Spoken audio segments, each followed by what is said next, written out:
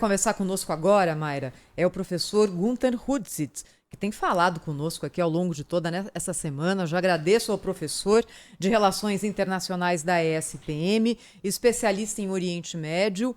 Muito a gente falou, professor, bom dia, sobre o fim do prazo que dado a Israel para que a população civil de Gaza se dirigisse do norte ao sul. Esse prazo terminou faz 5 minutos. O que é que a gente pode depreender que vem agora, professor? Bom dia, Thaís. Obrigado pelo convite. Bom dia a todos que nos ouvem. Bom, é meio difícil saber o que exatamente as forças israelenses vão fazer, porque eles tiveram que se adaptar. Eles perceberam que, como o Hamas mudou sua estratégia, se adaptou à realidade, né, de superioridade israelense, seria realmente ingênuo acreditar que as forças israelenses agiriam como sempre agiram.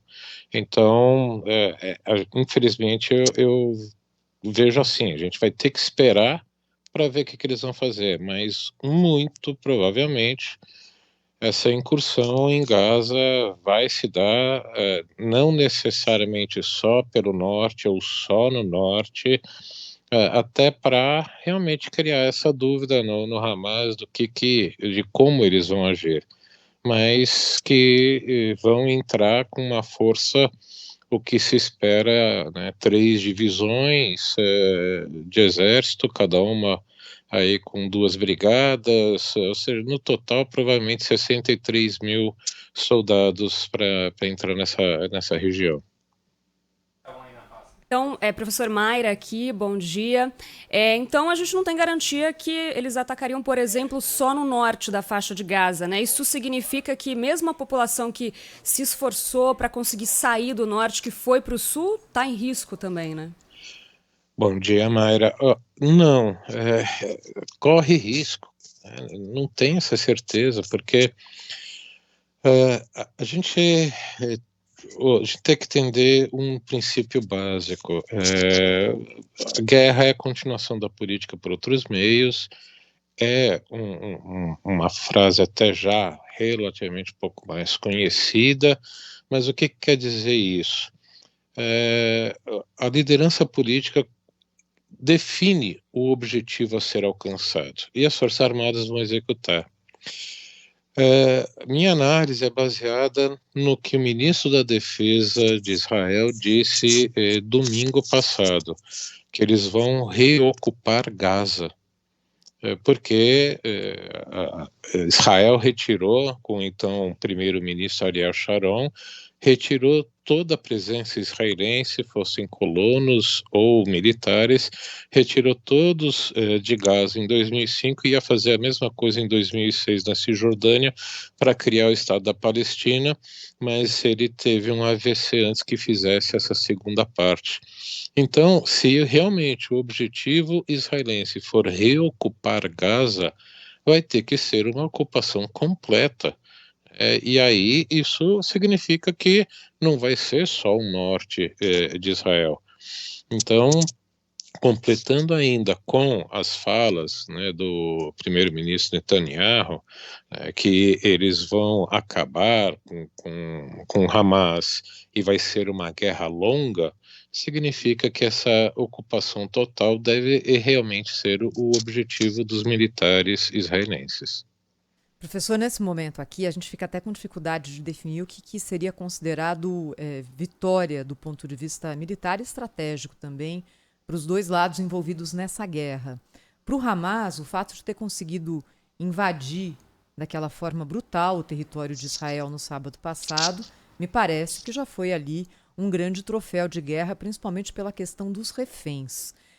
Para Israel, o que seria algo que pudesse ser apresentado como uma vitória, tanto para a população de Israel, do ponto de vista político, como para a comunidade internacional? Bom, você tem razão, já essa incursão que foi feita e com todas as mortes que causaram e reféns, já foi um prêmio valiosíssimo, mas A vitória mesmo do Hamas seria conseguir evitar que a Arábia Saudita reconheça Israel. Então, esse é o grande objetivo por trás de toda essa operação.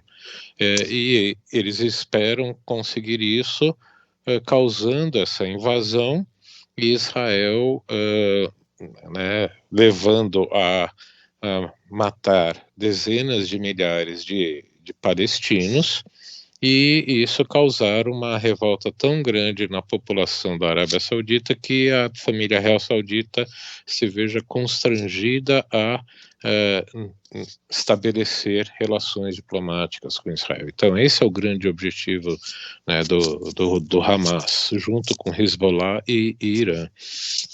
Então, do ponto de vista israelense, é fazer essa operação, degradar fortissimamente a capacidade de atuação, né, do Hamas,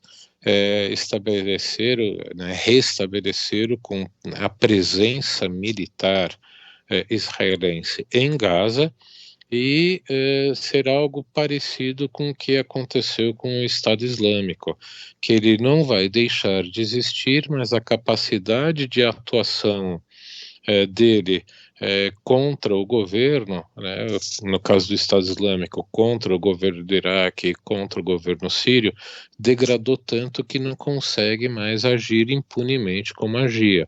Então, eu acredito que esse possa ser considerado a grande vitória israelense. O Hamas não conseguir mais fazer essas grandes operações de lançamento de mísseis que fazia nos últimos anos. E professor, a gente sabe que a população de Gaza, né, os civis, muitos por causa desse ultimato, se dirigiram para o sul ali do território nas primeiras 24 horas e agora nesse adicional, né, que terminou às 10 horas da manhã, de 6 horas. Mas as fronteiras da cidade de Rafah, que fica ali na divisa da faixa de Gaza com o Egito, estão fechadas, né? A fronteira está fechada. Há alguma possibilidade? A gente já sabe que até para os estrangeiros tiveram negociações, né? Os ônibus, inclusive, dos brasileiros, também de outros países, conseguissem passar por ali, mas há alguma possibilidade de negociar com o Egito para um corredor humanitário, para ter uma abertura, né? Egito que nunca quis ali a entrada dos palestinos, medo inclusive de entrada de integrantes do Hamas. É viável pensar nessa possibilidade? Vai ser possível? Olha, essa é uma das perguntas mais difíceis, porque o governo egípcio tem esse medo, e com toda a razão, que os militantes do Hamas fujam para o Egito, que é um governo que já vem sofrendo também com grupos terroristas fundamentalistas islâmicos no seu território, justamente ali na península do Sinai, em algumas regiões até consideradas sem controle governamental. Então, diante dessa situação, é muito difícil o governo egípcio aceitar abrir livremente, ou seja, entra quem quiser fugir dos combates. Eu acho muito difícil, porque a situação egípcia tá bem complicada. Então, é complicado. É difícil afirmar se vai realmente conseguir abrir esse corredor. Assim, o que eu quero dizer abrir para qualquer um. Pode ser que o processo de seleção aconteça. Professor Gunther Hutzit, quando as coisas estão acontecendo, às vezes é difícil a gente ter aquele distanciamento que o tempo dá para olhar para trás e entender melhor. E a gente está agora aqui no olho do furacão. Mas já dá para dizer que isso que acontece agora é um divisor de águas na história do Oriente Médio e talvez até da geopolítica mundial? Ou se houver a possibilidade de que a solução desse caso se concentre nele mesmo? A gente vai ter que esperar para ver o que a Arábia Saudita vai fazer. Para mim, esse é o grande divisor de águas. Se a Arábia Saudita realmente reconhecer Israel, porque esse reconhecimento é o primeiro passo para depois vir uma negociação de um acordo de segurança mútua, um pacto militar dos Estados Unidos com a Arábia Saudita. Então, se isso realmente acontecer, aí sim, esse evento vai ser esse divisor de águas. Se não, o reconhecimento de Israel, que eu quero dizer. Agora, se não ocorrer, vai ser em decorrência desse ataque. E aí, isso vai ser um divisor de águas. Então, como você disse, né, é o tempo que vai dizer. Não dá para dizer agora, na minha análise, tem que esperar para ver, porque há interesses maiores por trás disso, inclusive mesmo russo, que com isso, com esse conflito, as atenções para a guerra da Ucrânia, né, diminuíram e a Rússia está avançando no leste da Ucrânia, faz 5 dias. Então, tem outras ramificações que eu acho que o tempo, com as consequências, com o que está ainda acontecendo e que vai acontecer, é que a gente vai poder definir ou não. Quer dizer, professor, se eu entendi, o senhor indica que há possibilidade até de que a ação do Hamas nos ataques a Israel tenha ali uma consequência oposta aos objetivos do grupo, talvez até precipitando essas conversas mais intensas entre a Arábia Saudita e Israel? Sim, até mesmo pela nota diplomática que o governo saudita soltou domingo, condenando o ataque, pedindo moderação, mas numa linguagem, né, bem diplomática, bem sutil, querendo dizer tudo que foi feito até agora não vai ser desfeito. Ou seja, as negociações vão continuar, porque o grande interesse da Arábia Saudita é essa aliança com os Estados Unidos. Porque em 2019, numa série de ataques contra navios petroleiros na região do Golfo, logo em seguida veio um ataque que oficialmente foi de drones que os Houthis do Iêmen lançaram contra 2 grandes refinarias da Arábia Saudita. Só que as fotos dos alvos, principalmente grandes reservatórios de gás, a precisão do ataque foi tão grande que não foram drones, foram mísseis de cruzeiro. E, portanto, fora Israel, o outro país que tem essa capacidade é o Irã. Então, ficou claro nesse ataque que, sem a ajuda americana, a Arábia Saudita teria uma séria dificuldade num confronto com o Irã. Então, por isso mesmo, a reaproximação com o Irã para pressionar os Estados Unidos a assinarem essa aliança militar. Então, essa é a grande mudança, porque os Estados Unidos agora passariam a ser obrigados a defender a Arábia Saudita contra o Irã numa guerra, colocando o Irã numa situação inferiorizada militarmente. Então é um quadro bastante complexo, né? Como é o Oriente Médio.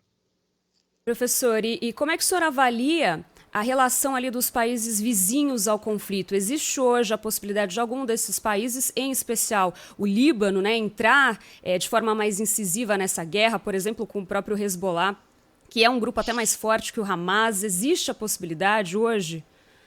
Bom, então, como você bem colocou, o Hezbollah é uma entidade, é quase que um estado dentro do Estado libanês.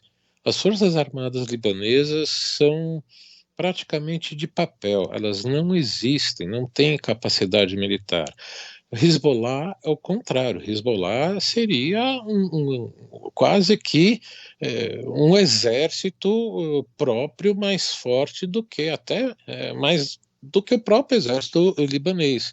Então existe esse perigo, sim.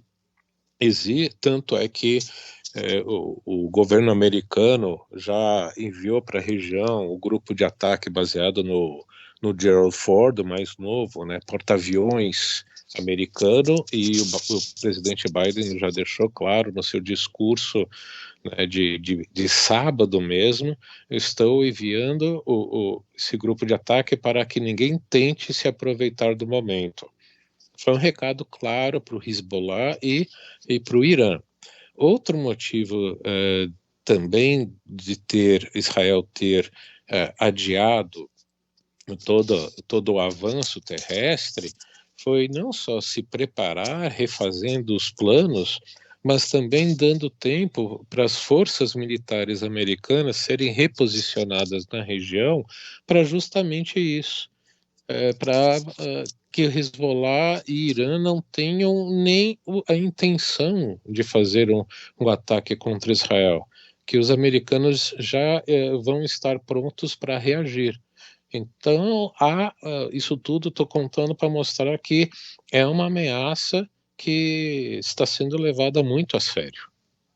Professor, e no meio disso tudo a gente tem os reféns, não é? Reféns israelenses e de outras nacionalidades também, aquelas pessoas que foram sequestradas durante a ação do Hamas terrorista em território israelense. De que forma, professor, isso até em termos de pressão da opinião pública sobre o governo israelense pode refletir nas decisões que são tomadas a partir de agora nessa guerra? Eu acho muito difícil conseguir mudar o curso de ação do governo israelense, né? Porque 1.300 mortos, e não só pelo número, mas pela forma que foi feita. Então, a própria população israelense quer essa vingança. Infelizmente, é esse sentimento que está ocorrendo. O eleitor americano também apoia incondicionalmente Israel, porque houve, se eu não me engano, 13 americanos mortos, e ao que tudo indica também tem americanos sequestrados, e por isso mesmo os americanos apoiam incondicionalmente, e eu digo isso porque é o principal aliado e o principal ator que tem um pouco de influência sobre Israel. Mesmo os Estados Unidos não têm essa capacidade de fazer frear Israel. Algumas guerras do passado já indicaram isso. Então, infelizmente, eu, entendendo um pouco como é a lógica israelense quando tem sequestrados desse jeito, nós vamos tentar salvar, mas vamos tentar, não é a certeza que vamos salvar, e por isso mesmo, ainda mais como foi feito pelo Hamas, não foi feita para haver trocas, foi feito para justamente levar a essa invasão e a morte de dezenas de milhares de palestinos. Eu não acredito que Hamas esteja disposto a negociar. Professor, ainda sobre os reféns, será que o Hamas contava com uma priorização maior de Israel desses reféns para tentar negociar mais? Apesar que o senhor falou que não negociar, né? Mas enfim, contava com um esforço maior de Israel de tentar pegar esses reféns, ou nas outras guerras foi sempre assim também? Eu não acho, né? Como eu falei, eu não acho que eles levaram essas pessoas para negociar. Levaram para provocar essa invasão e, como eu falei, o grande objetivo final é fazer com que a Arábia Saudita não reconheça Israel. Portanto, não passou pela cabeça deles isso. Eu não sei se eles tinham certeza que conseguiriam tantos, né? Eu acho efetivamente que a operação deles foi além do que eles até esperavam, e isso mostra que eles receberam muita ajuda. E, de novo, tem indicadores de que por trás disso também tem a presença russa, porque há vídeos já em redes sociais que foram gravados pelos próprios militantes do Hamas, que quando invadindo passando por uma faixa né, da cerca que eles derrubaram, frases sendo ditas em russo. Então, parece que teria havido uma presença e treinamento do grupo Wagner junto ao Hamas. Portanto, isso foi um dos motivos que levou a essa incursão tão bem sucedida por parte deles e que superou as expectativas, mas nunca para negociar. Esse é meu entendimento sobre essa ação do Hamas. E a gente tem agora aqui, professor, a informação do jornal Daily News dizendo que o Egito está se recusando a permitir a evacuação de qualquer estrangeiro pela fronteira do Egito com Gaza e só fará essa negociação depois de firmar um acordo que garanta um corredor humanitário que entre pela faixa de Gaza. Essa informação aqui complica um pouco a situação, especialmente daqueles que estavam na expectativa de conseguir cruzar a fronteira, né, professor? Sim, é como a gente conversou agora há pouco, a situação do governo egípcio, para não piorar, vai causar essa crise humanitária realmente gigantesca. Infelizmente, está se desenhando o que eu vejo como o pior cenário possível para os civis. Professor Gunther Hudzit, professor de Relações Internacionais da SPM, gentilmente falou conosco aqui neste sábado na Rádio Bandeirantes. Obrigada, professor. Até a próxima, hein? Obrigada. Eu que agradeço o convite. Bom sábado, bom domingo a todos. Muito obrigada. Agora são